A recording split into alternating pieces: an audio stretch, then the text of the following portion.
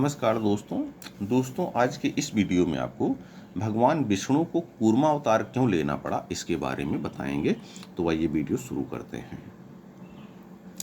देवताओं और दानवों की समुद्र मंथन में सहायता करने के लिए भगवान विष्णु ने कूर्म अवतार लिया। इसे कच्छप अवतार भी कहा जाता है।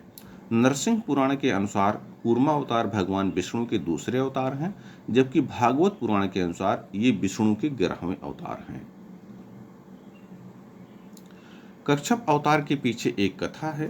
एक समय देवताओं को अपनी शक्ति का अहंकार हो गया था। एक बार दुर्वासा ऋषि ने इंद्र को पारिजात पुष्प की माला भेंट की।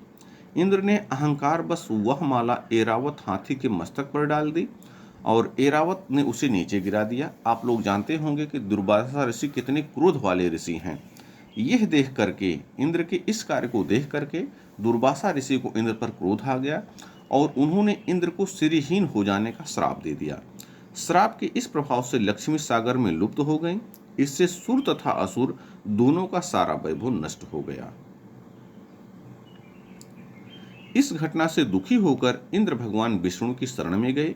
भगवान विष्णु ने इंद्र से समुद्र मंथन करने को कहा और इस कार्य में असुरों की सहायता लेने के लिए भी कहा। इंद्र असुरों के राजा बलि के पास पहुंचे और समुद्र मंथन के कार्य में सहयोग मांगा। असुर राजा बल इसके लिए तैयार हो गए।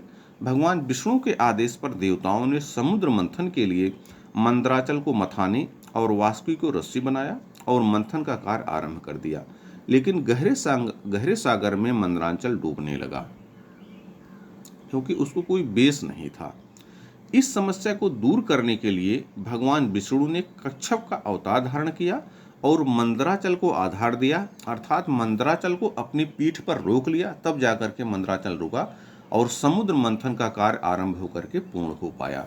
दोस्तों, ये जब मंथन का कार्य आरंभ हुआ था तो यह कहते हैं जब मथा जाने लगा तो उससे विष निकला। माहौल वहाँ का बहुत ही जहरीला हो गया।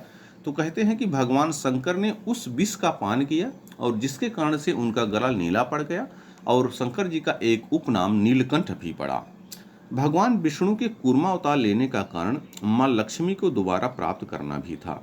इसके साथ ही महाप्रलय के दौरान जो बहुमूल्य रत्न और औषधियां समुद्र में चली गई थी, उन्हें पुनः प्राप्त कर संसार का कल्याण करना भी था। तो कौन से बहुमूल्य रत्न और औषधियां थीं? बहुमूल्य रत्न कौन से थे? आइए उसको जानते हैं।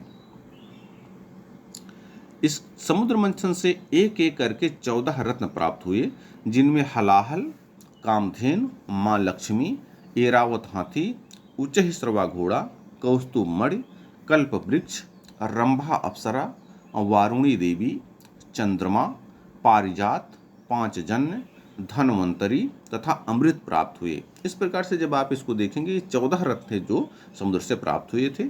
जैसे ही अमृत प्राप्त हुआ वैसे ही देव और दानवों के बीच में उसे प्राप्त करने के लिए भयानक युद्ध छिड़ गया। तब भगवान विष्णु ने अपना अंशावतार मोहिनी का रूप धारण करके उस युद्ध को समाप्त किया तथा इस सृष्टि का उद्धार किया। मोहिनी का रूप धारण क्यों किए और कैसे इस युद्ध को समाप्त किए, इस पर अगर आप चाहेंगे तो मैं दूसरा वीडियो आपको बना के दूंगा। बहुत बहुत धन्यवाद दोस्तों।